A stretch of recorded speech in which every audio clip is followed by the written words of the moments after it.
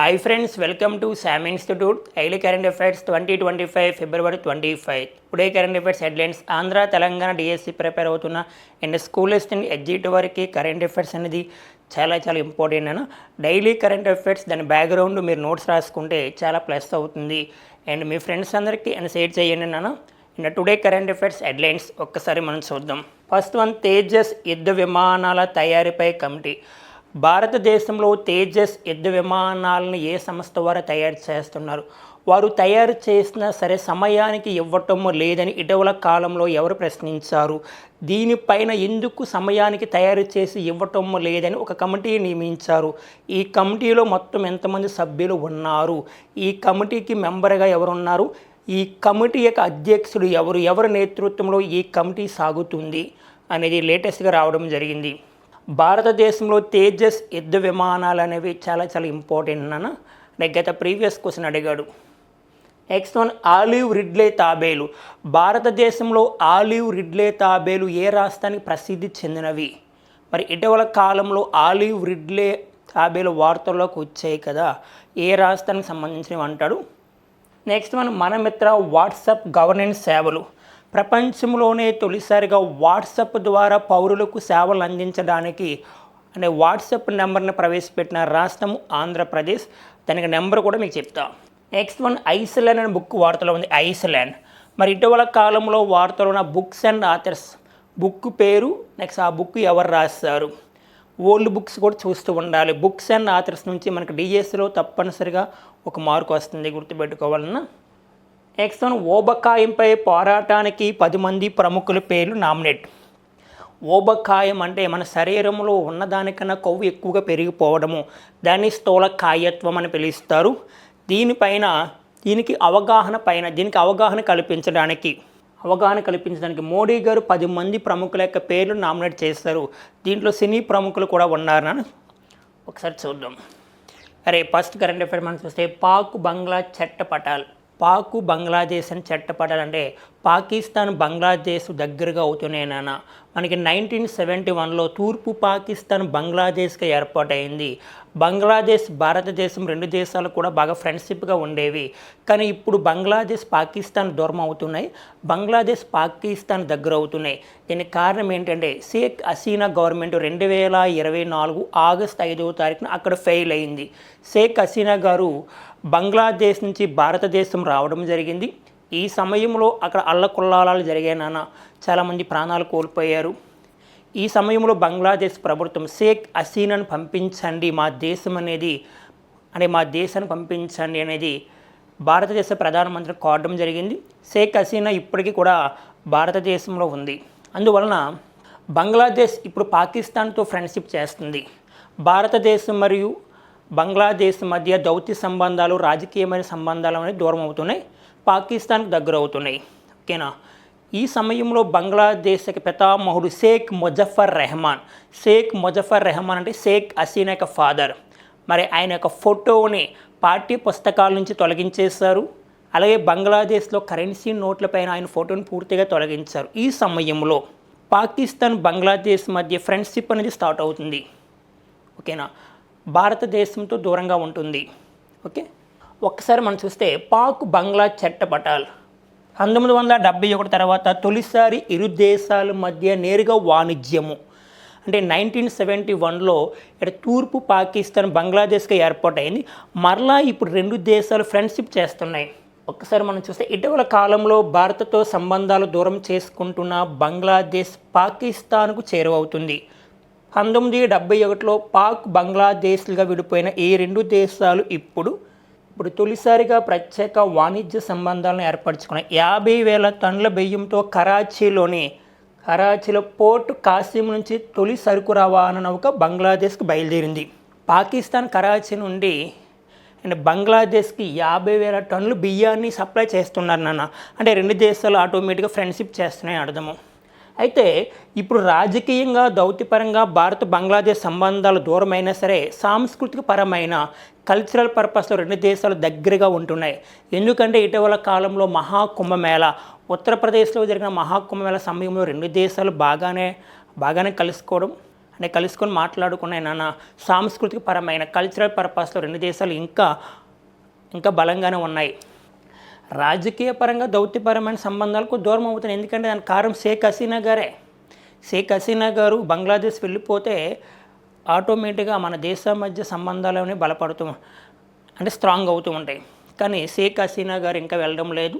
ఇప్పుడు ఒక్కసారి మనం చూస్తే భారతదేశం నుంచి పాకిస్తాన్ విడిపోయి 1947 ఆగస్ట్ 14వ తారీఖున ఏర్పాటైంది. ఇప్పుడు భారత్ పాకిస్తాన్ గురించి మాట్లాడదాం. 1947 ఆగస్ట్ 14వ తారీఖున పాకిస్తాన్ ఏర్పాటైందని పాకిస్తాన్ తొలి రాజధాని కరాచీ అని పిలుస్తారు. ప్రస్తుత రాజధాని ఇస్లామాబాద్. పాకిస్తాన్ తొలి ప్రధాని లియాఖత్ అలీ ఖాన్. మరి ప్రెసిడెంట్ పాకిస్తాన్ ప్రధానిగా షెహబాబ్ షరీఫ్ పనిచేస్తున్నారు. షెహబాబ్ షరీఫ్. భారతదేశం మరియు పాకిస్తాన్ మధ్య ఏమైనా ఒప్పందాలు జరిగాయా? గత ప్రీవియస్ క్వశ్చన్ చాలా ఇంపార్టెంట్. భారత్ పాకిస్తాన్ మధ్య సింధు నది జల ఒప్పందం 1960లో జరిగింది భారత్ పాకిస్తాన్ మధ్య. నెక్స్ట్ వన్ తాష్కెంట్ ఒప్పందము. ఈ తాష్కెంట్ ఒప్పందము భారత్ బంగ్లాదేశ్ మధ్య 1966లో జరిగింది. నెక్స్ట్ వన్ సిమ్లా ఒప్పందము, సిమ్లా ఒప్పందం భారత్ పాకిస్తాన్ మధ్య 1972లో జరిగింది, గుర్తుపెట్టుకోవాలి. నెక్స్ట్ వన్ లాహోర్ ఒప్పందం భారత్ పాకిస్తాన్ మధ్య 1999లో జరిగింది. ఈ 4 చాలా ఇంపార్టెంట్.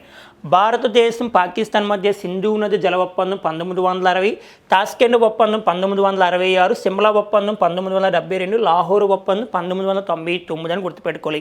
మరి సింధు నదికి ఉపనదులు 5 నాన్న. రావి, బియాజ్, జేలం, సట్లెజ్, చీనాబ్. రావి, చీనాబ్, జేలం, బియాజ్, సట్లెజ్. ఇవి సింధు నదికి ఉపనదులను గుర్తుపెట్టుకోవాలి. సింధు నదికి ఉపనదులు రావి, జేనాబ్, చేలం, బియాజ్, సట్లెజ్. భారతదేశంలో అతిపెద్ద నదికి అయితే గంగా నదిని పిలుస్తారు. గంగా నది ఇండియా లార్జెస్ట్ రివర్. అదే ఆంధ్రప్రదేశ్లో అతి పొడవైన నది మనకి గోదావరి నది అనేది 7 పాయలుగా చీలిపోతుంది. గౌతమి, వశిష్ఠ, వైనతేయ, తుల్య, భరద్వాజ, కౌశిక, ఆత్రేయ అని పిలుస్తారు. మీకు వస్తుంది జాగ్రఫీలో. గౌతమి, వశిష్ఠ, వైనతేయ, తుల్య, భరద్వాజ, కౌశిక, ఆత్రేయ. గోదావరి 7 పాయలుగా చీలిపోతుంది ఆంధ్రప్రదేశ్లో. అలా సింధు నదికి ఎన్ని ఉపనదులు ఉన్నాయంటే 5. Ravi, Chenab, Jhelum, Beas, Sutlej. Very good.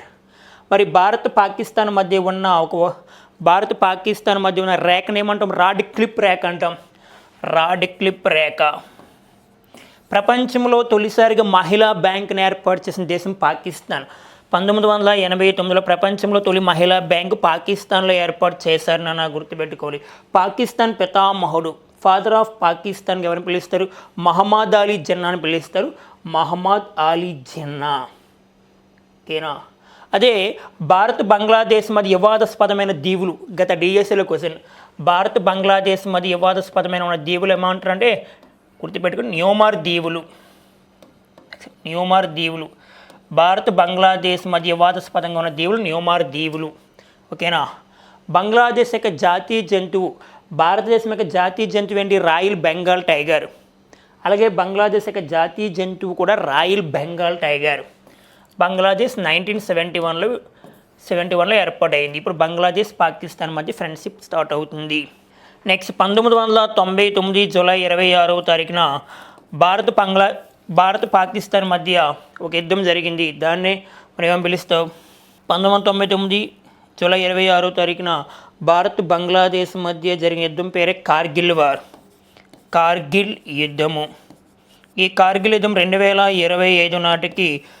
2025 July 26 నాటికి 26 సంవత్సరాలు పూర్తవుతుంది.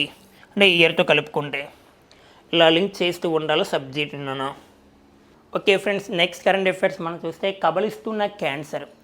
భారతదేశంలో మరి ప్రపంచవ్యాప్తంగా క్యాన్సర్ వ్యాధిగ్రస్తులు ఎక్కువగా ఉంటున్నారని, భారతదేశంలో 2040 నాటికి క్యాన్సర్ వలన చాలామంది ప్రాణాలు కోల్పోయే అవకాశం ఉంది. ప్రతి సంవత్సరం భారతదేశంలో కొత్త కేసులు అంటే 2% నమోదు అవుతున్నాయి నాన్న. ఓకేనా? ఈ నివేదికను ఎవరిచ్చారు మనం చూస్తే the Lancet regional health south east Asia నివేదిక. The Lancet regional health south east Asia నివేదిక ప్రకారము మనం చూస్తే చైనా తర్వాత భారతదేశంలోనే అత్యధిక రోగుల మరణాలు. నెక్స్ట్, భారత్లో నమోదవుతున్న మొత్తం క్యాన్సర్ రకాలు 36%. 36 అంటే భారత్లో నమోదవుతున్న మొత్తం క్యాన్సర్ రకాలు 36 క్యాన్సర్ రకాలు. 36 రకాలైన క్యాన్సర్లు భారతదేశంలో ఉన్నాయంట. మరి ప్రతి సంవత్సరం కేసులు పెరుగుదల 2% పెరుగుతుందన్న. నెక్స్ట్, క్యాన్సర్ కేసులో మొదటి 3 దేశాలు అంటే క్యాన్సర్ పేషెంట్లు ఎక్కువగా ఉన్న వరుస 3 దేశాలు అడగవచ్చు. ఫస్ట్ వన్ చైనా ఉంది, సెకండ్ వన్ అమెరికా ఉంది, అండ్ థర్డ్ వన్ భారత్ ఉంది. నెక్స్ట్, ప్రపంచవ్యాప్తంగా చూస్తే భారత్లో 10% చావులంట క్యాన్సర్ వలన. ఇది సరిపోతుంది. అంటే ఇటీవల కాలంలో the Lancet regional health south east Asia నివేదిక ప్రకారం ప్రపంచంలో క్యాన్సర్ వ్యాధిగ్రస్తులు ఎక్కువ వరుస 3 దేశాలు, భారత్ ఎన్నో ప్లేస్లో ఉంది. భారత్లో ఎన్ని రకాలైన క్యాన్సర్లు నమోదవుతున్నాయి? 36 రకాలు.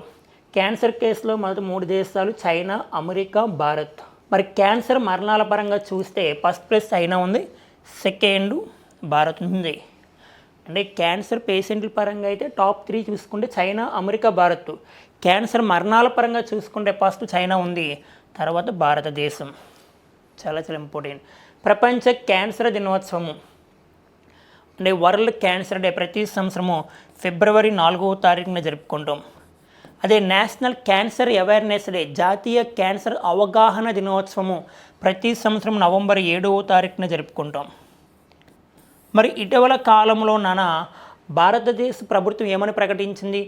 భారతదేశంలో 9 సంవత్సరాల నుండి 16 సంవత్సరాల లోపు ఉన్న బాలబాలికలకు క్యాన్సర్ వ్యాక్సిన్ తయారు చేస్తున్నాం. ఇది 6 నెలల లోపల వస్తుంది. అంటే 9 నుంచి 16 సంవత్సరాల బాలబాలికలకు క్యాన్సర్ వ్యాక్సిన్ ఇస్తారు నాన్న. ఇది రాబోయే 6 నెలల్లో మనకు అందుబాటులో ఉంటుంది. అంటే ప్రధానంగా ఎవరికి అంటే గర్భాశయ క్యాన్సర్ అనేది వారికి వర్తించింది, కానీ బ్రెస్ట్ క్యాన్సర్, రొమ్ము క్యాన్సర్, గర్భాశయ క్యాన్సర్ అనేది మనకి 25 నుంచి 40 సంవత్సరాల లోపున్న మహిళలకు ఎక్కువ వస్తుంది. బ్రెస్ట్ క్యాన్సర్ వలన మనకి 2040 నాటికి చాలామంది మహిళలు చనిపోయే అవకాశం ఉందనేది ఇటీవల కాలంలో నివేదిక రావడం జరిగింది. ఓకేనా? మనకి 2025 ఆగస్ట్ లోపల మనకి 9 సంవత్సరాల నుండి 16 సంవత్సరాల మహిళలకు వ్యాక్సిన్ అందుబాటులో ఉంటుంది క్యాన్సర్ వ్యాధిగ్రస్తులకి. గుర్తుపెట్టుకోవాలి. Okay friends, next current affairs చూస్తే తేజస్ యుద్ధ విమానాల తయారీపై కమిటీ. భారతదేశంలో తేజస్ యుద్ధ విమానాలు తయారు చేసే సంస్థ ఎవరంటే హాల్. దాన్ని HAL అని పిలుస్తారు. హాల్ అంటే హిందుస్థాన్ ఏరోనాటికల్ లిమిటెడ్. దీని ప్రధాన కార్యాలయం బెంగళూరు ప్రధాన కార్యాలయం పనిచేస్తుంది. మరి హాల్ అనే సంస్థ వారు మన ఇండియాలో రక్షణ సంస్థ వారికి తేజస్ యుద్ధ విమానాలు తయారు చేసి ఇవ్వడం జరుగుతుంది. ఇప్పుడు వాళ్ళు ఏం చేస్తున్నారు? సమయానికి ఇవ్వడం లేదు నాన్న, తయారు చేసి సమయానికి ఇవ్వడం లేదు. మరి తేజస్ యుద్ధ విమానాల తయారీపై కమిటీ వేశారు. మరి తేజస్ యుద్ధ విమానాల తయారీలో ఆలస్యానికి కారణాలు గుర్తించి ఎందుకు ఇవ్వటం లేదనేది మరి ఈ కమిటీ ముఖ్య ఉద్దేశం. ఆలస్యానికి కారణాలు గుర్తించి పరిష్కరించడానికి రక్షణ శాఖ 5 సభ్యులతో ఉన్నత స్థాయి కమిటీ నియమించింది. మరి దీనికి హెడ్ ఎవరు ఉంటారు? ఈ కమిటీకి యొక్క నేతృత్వం ఎవరు వహిస్తారంటే రక్షణ శాఖ కార్యదర్శి రాజేష్ కుమార్ సింగ్ ఈ కమిటీకి నేతృత్వం వహిస్తారు. మరి రక్షణ రంగ సంస్థ భారతదేశంలో అంటే ఏంటి? మనకి DRDO అంటాం. DRDO అంటే డిఫెన్స్ రీసెర్చ్ డెవలప్మెంట్ ఆర్గనైజేషన్. మనకి త్రివిధ దళాలు అంటే ఏంటి? ఆర్మీ, ఎయిర్ ఫోర్స్, నేవీ అని పిలుస్తారు. Army, air force, navy. మరి ఇండియన్ ఆర్మీ డే ప్రతి సంవత్సరం జనవరి 15వ తారీఖున జరుపుకుంటాం. మరి ఇండియన్ ఎయిర్ ఫోర్స్ డే ప్రతి సంవత్సరం అక్టోబర్ 8వ తారీఖున జరుపుకుంటాం ఇండియన్ ఎయిర్ ఫోర్స్ డే. మరి ఇండియన్ నేవీ డే ప్రతి సంవత్సరం డిసెంబర్ 4. మరి ప్రెజెంట్ ఆర్మీ చీఫ్గా ఎవరు పనిచేస్తున్నారు? ఉపేంద్ర ద్వివేది. ఆర్మీ చీఫ్గా ఉపేంద్ర ద్వివేది పనిచేస్తున్నారు. మరి ఎయిర్ ఫోర్స్ యొక్క చీఫ్గా పనిచేస్తుంది అమర్ప్రీత్ సింగ్ పనిచేస్తున్నారు. నేవీ చీఫ్గా మనం పనిచేస్తుంది దినేష్ కుమార్ త్రిపాఠి. భారతదేశంలో మిస్సైల్స్ని తయారు చేసే సంస్థ ఏంటి? DRDO. Missile man of India అని ఎవరున్నారు? ఏపీజే అబ్దుల్ కలాం మిస్సైల్ పరిశోధన కేంద్రం ఎక్కడ ఉందంటే ఒడిశాలో బాలాసోర్ అనే ప్రాంతంలో ఉంది. Missile man of India APJ Abdul Kalam. Missile women of India Tessy Thomas. Rocket man of India K7. Rocket women of India అయితే రీటూ ఖారిడెల్. ఈ 4 గతంలో అడిగాడు. Missile man of India APJ Abdul Kalam, missile women of India Tessy Thomas, rocket man of India K7, rocket women of India Ritu Karidhal అని గుర్తుపెట్టుకోవాలి. మరి present DRDO చైర్పర్సన్గా పనిచేస్తుంది Sameer V Kamath.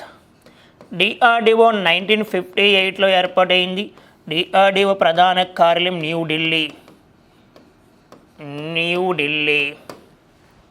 భారతదేశంలో మిసైల్స్ని తయారు చేసే సంస్థ డిఆర్డిఓ. భారతదేశంలో తేజస్ యుద్ధ విమానాలను తయారు చేస్తున్నవారు హాల్. ఇవి రక్షణ రంగానికి సంబంధించినవి గుర్తుపెట్టుకుని దీనిపైన వేసిన కమిటీకి నేతృత్వం ఎవరు వహిస్తున్నారంటే రాజేష్ కుమార్ సింగ్. ప్రెసిడెంట్ రక్షణ శాఖ మంత్రిగా పనిచేస్తుంది రాజ్నాథ్ సింగ్. భారత రక్షణ శాఖ మంత్రిగా పనిచేస్తుంది రాజ్నాథ్ సింగ్. రక్షణ శాఖ కార్యదర్శి అయితే రాజేష్ కుమార్ సింగ్. భారతదేశం మరియు రష్యా తయారు చేసిన ఒక మిసైల్ పేరు బ్రహ్మోస్ మిసైల్ని ఎవరెవరు తయారు చేస్తారు? భారతదేశం మరియు రష్యా. ఈ బ్రహ్మోస్కి పితామహుడు శివతాను పిళ్ళై. మరి ఇటీవల కాలంలో బ్రహ్మోస్ మిసైలు భారతదేశం ఏ దేశంతో కలిసి తయారు చేసిందంటే మనకి గుర్తుపెట్టుకోవాల్సింది రష్యా. ఓకేనా? నెక్స్ట్ వన్, మహిళా రక్షణ కోసం సురక్ష యాప్ను అంటే ప్రారంభిస్తుంది. మరి ఏ రాష్ట్రం ప్రారంభిస్తుంది అంటే ఆంధ్రప్రదేశ్. ఎప్పుడు ప్రారంభిస్తున్నారంటే అంతర్జాతీయ మహిళా దినోత్సవం సందర్భంగా, ఇంటర్నేషనల్ ఉమెన్స్ డే సందర్భంగా 2025 మార్చి 8వ తారీఖున ప్రారంభించబోతుంది ఆంధ్రప్రదేశ్ రాష్ట్రము అని గుర్తుపెట్టుకోవాలి. అంతర్జాతీయ మహిళా దినోత్సవం సందర్భంగా మార్చి 8, 2025న ప్రారంభించనున్నారు. దీనివల్ల మరి ఈ యాప్ ద్వారా మహిళలకు రక్షణ కల్పిస్తూ ఉంటారు. నన్ను ఏ రాష్ట్రం? ఆంధ్రప్రదేశ్. మహిళా రక్షణ కోసం సురక్ష యాప్ ఇటీవల కాలంలో ఏ రాష్ట్రం ప్రారంభించింది? గుర్తుపెట్టుకోవాలి, ఆంధ్రప్రదేశ్. జాతీయ బాలికల దినోత్సవం ప్రతి సంవత్సరము జనవరి 24వ తారీఖున జరుపుకుంటాం. జాతీయ మహిళా ఉపాధ్యాయ దినోత్సవం ప్రతి సంవత్సరము జనవరి 3వ తారీఖున జరుపుకుంటాం. జాతీయ మహిళా దినోత్సవం ప్రతి సంవత్సరము ఫిబ్రవరి 13. అదే అంతర్జాతీయ మహిళా దినోత్సవం ప్రతి సంవత్సరము మార్చి 8వ తారీఖున జరుపుకుంటాం. గుర్తుపెట్టుకోవాలి. అంటే జాతీయ బాలికల దినోత్సవం జనవరి 24, జాతీయ మహిళా ఉపాధ్యాయ దినోత్సవం జనవరి 3, జాతీయ మహిళా దినోత్సవం ఫిబ్రవరి 13, అంతర్జాతీయ మహిళా దినోత్సవం మార్చి 8. ఇటీవల కాలంలో దిశ police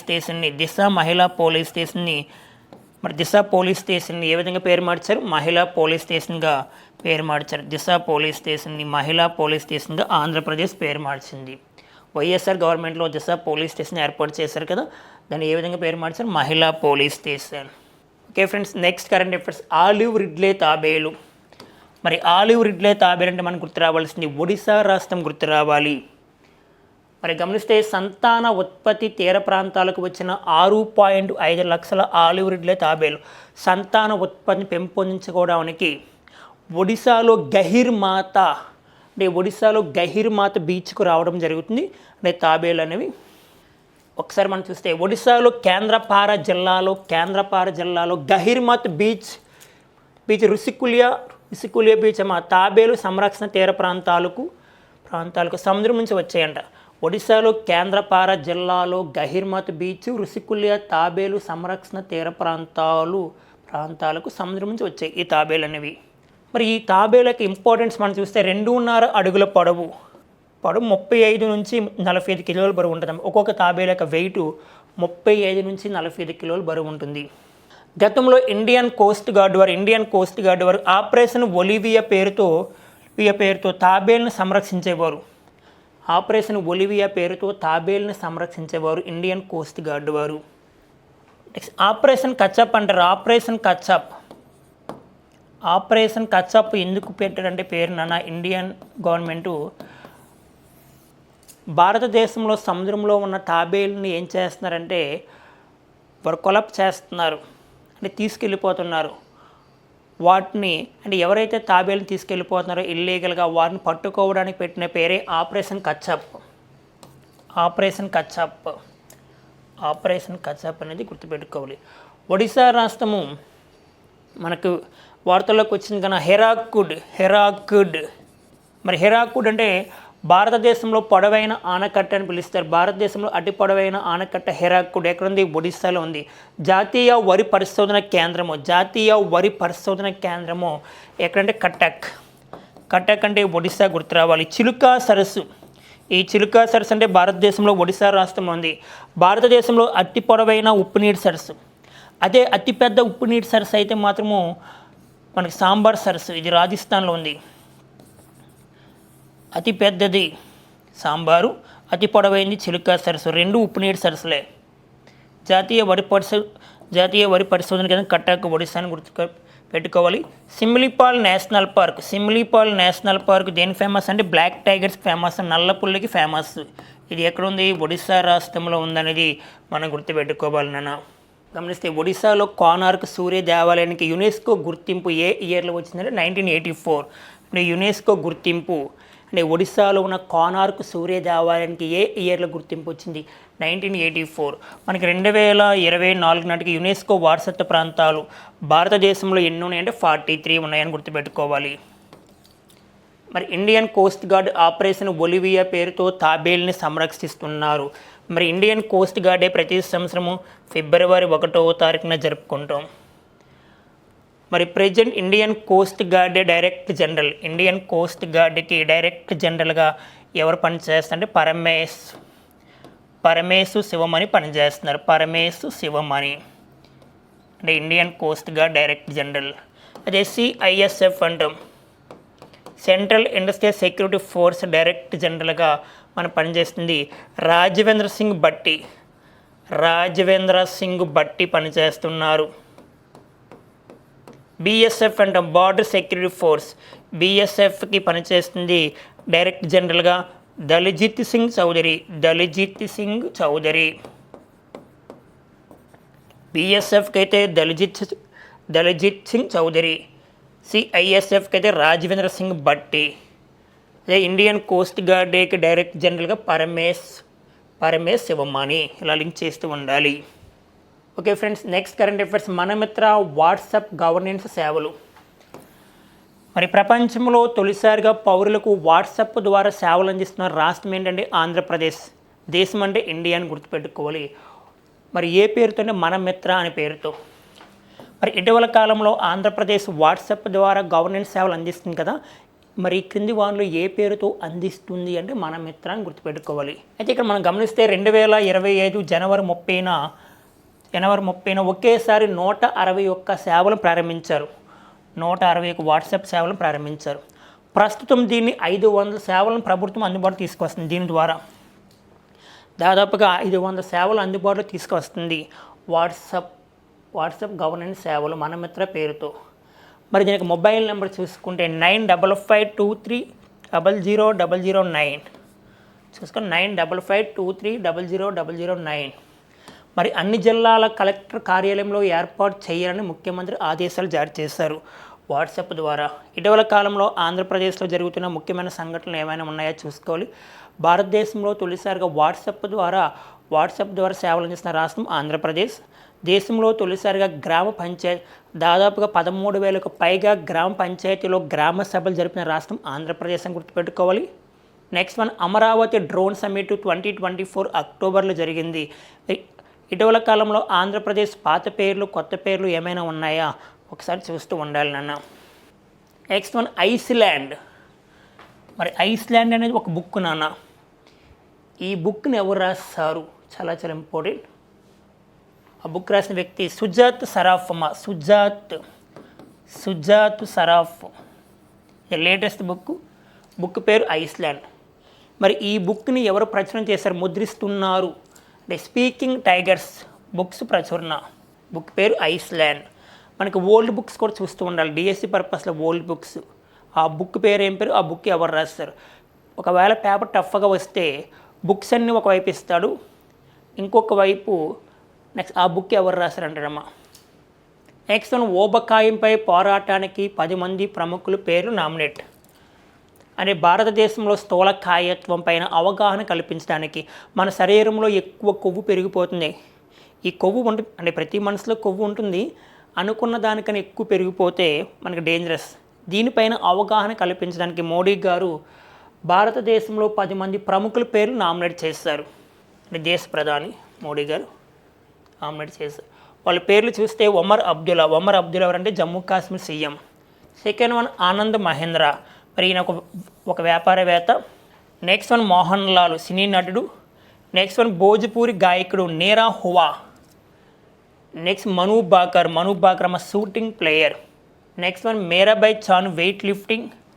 next one Nandan Nilekani. Next R Madhavan సినీ నటుడు. నెక్స్ట్ వన్ శ్రేయా ఘోషల్ గాయని పాటలు పాడే ఒక మహిళ. Next one Sudha Murthy. మరి ఈ 10 మందిని మోడీ గారు నియమించారు, గుర్తుపెట్టుకోవాలి. ఊబకాయం అంటే స్థూలకాయత్వం పిలుస్తారు. నెక్స్ట్ వన్ ఢిల్లీ అసెంబ్లీ స్పీకర్గా విజేంద్ర గుప్తా. ఢిల్లీ అసెంబ్లీ ఎన్నికలు ఇటీవల కాలంలో జరిగే ఢిల్లీకి 4వ మహిళా ముఖ్యమంత్రిగా అండ్ వరుస క్రమంలో ఢిల్లీకి 9వ మహిళా ముఖ్యమంత్రిగా రేఖా గుప్తా గారు వచ్చారు. ఢిల్లీలో ప్రతిపక్ష నేతగా అతీసి మార్లిన్ సింగ్ ఉన్నారని చెప్పుకున్నాం. ఇక్కడ మీరు గుర్తుపెట్టుకోవాల్సింది, ప్రస్తుతం ఢిల్లీ ముఖ్యమంత్రి, ఢిల్లీలో నెక్స్ట్ ప్రతిపక్ష నేత అండ్ ఢిల్లీకి అండ్ స్పీకర్, ఢిల్లీ యొక్క లెఫ్టినెంట్ గవర్నర్. ఈ 4 మనకి ఎగ్జామ్ల కోసం వచ్చే అవకాశం ఉంది. ప్రజెంట్ ఢిల్లీ సీఎంగా రేఖా గుప్తా గారు ఉన్నారు. ఢిల్లీలో ప్రతిపక్ష నేతగా అతీసి మార్లిన సింగ్. సీఎం మరియు ప్రతిపక్ష నేతగా పనిచేసిన ఇద్దరు కూడా మహిళలు. అండ్ స్పీకర్గా వచ్చిన వ్యక్తి విజేందర్ గుప్తా. లెఫ్టినెంట్ గవర్నర్గా వినయ్ కుమార్ సక్సేనా.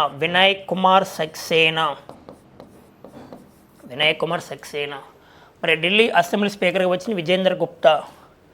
మరి ప్రోటీన్ స్పీకర్గా వచ్చిన వ్యక్తి అరబిందర్ సింగ్ లవ్లీ. మరి వారి చేత ప్రమాణ స్వీకారం ఎవరు చేస్తారు, ముఖ్యమంత్రి అవ్వచ్చు, మంత్రివర్గం అవ్వచ్చు. వారి చేత ప్రమాణ స్వీకారం చేసింది ఢిల్లీ యొక్క లెఫ్టినెంట్ గవర్నర్.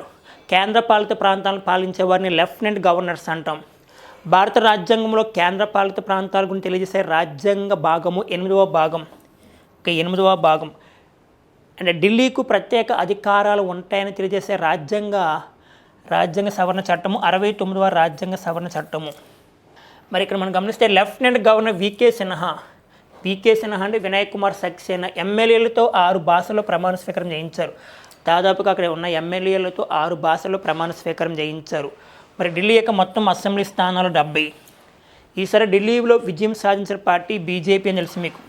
బీజేపీకి వచ్చిన మొత్తం స్థానాలు 48 స్థానాలు. ఢిల్లీలో ఓటమి పాలైన పార్టీ ఆమ్ ఆద్మీ పార్టీకి జస్ట్ 22 సీట్స్ వచ్చాయి, 22 సీట్లు వచ్చాయేమో. మనకి ఎర్రకోట, జామా మసీదు అండ్ తీహార్ జైలు. ఎర్రకోట, జామా మసీదు, తీహార్ జైలు ఎక్కడంటే ఢిల్లీలో ఉన్నాయని గుర్తుపెట్టుకోవాలి. నెక్స్ట్ ఎన్టీపీసీ ప్రధాన కార్యాలయం ఢిల్లీ. సిఐఎస్ఎఫ్ ప్రధాన కార్యాలయం Delhi. Next one AIIMS. Next all India institute of medical sciences ప్రధాన కార్యం ఢిల్లీ అని గుర్తుపెట్టుకోవాలి. CBI central bureau of investigation ఢిల్లీలో ఉంది. ఇలా లింక్ చేస్తూ ఉండాలి. నెక్స్ట్ వన్ విద్యుత్ వాహనాల జోరు.